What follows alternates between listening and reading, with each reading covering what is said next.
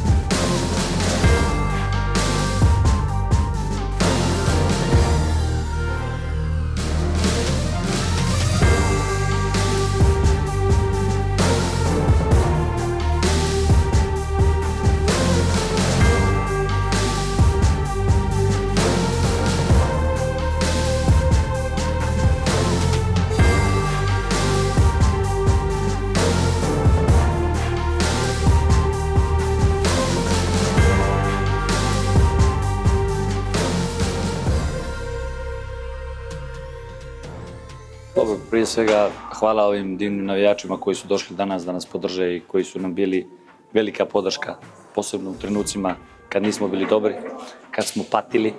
Čestitke mojim igračima koji su danas bili jedan za drugog tu, borili se, davali sve od sebe u situacijama kad nije bilo kako treba.